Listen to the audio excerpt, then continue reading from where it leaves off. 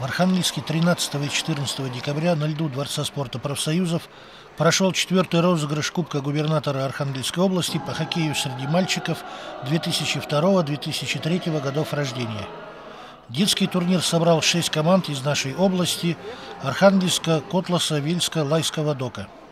Уважаемые участники, уважаемые судьи, тренеры, болельщики, приветствую вас на территории Архангельской области на Кубке губернатора по хоккею шайбы. Ребята, вы делаете правильное дело, правильные цели ставите перед собой. Сегодня принимали участие 4 муниципальных образования. Но я очень надеюсь, что такой вид спорта будет активно развиваться в Архангельской области. Будут появляться хоккейные корты. Мы сделаем все, чтобы вы тренировались, чтобы вы занимались спортом, чтобы вы достигали личных рекордов. Приветствую вас от имени губернатора Архангельской области Игоря Анатольевича Орлова, от всего правительства области, от нашего министерства труда, молодежи и спорта, конечно, себя лично.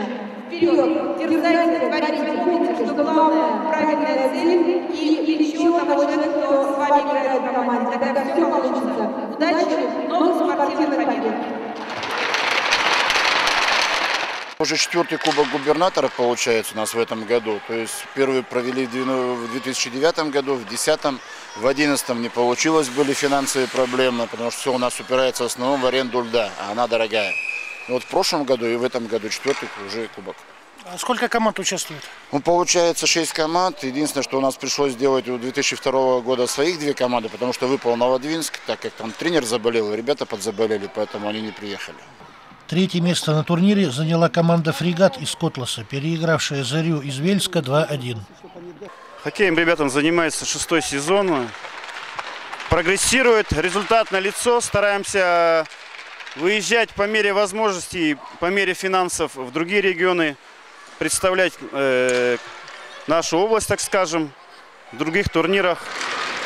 Ну а какие заслуги-то уже есть? Выигрывали что-то? Ну вот, допустим, в первом сезоне наша команда стала чемпионом области. Ну а так вот, 2-й сезон, по-моему, 2-е место, 3-й сезон, 3-е место. Значит, ну стараемся выезжать в центр области, где команды как более выше уровнем, стараемся учиться, ну и сами показываем себя. В финале встретились победитель прошлого розыгрыша «Спартак-2002» из областного центра и команда из Лайского Дока «Дельфин». Подопечные архангельского наставника Василия Щукина и на этот раз были сильнее, разгромив соперников 10-0.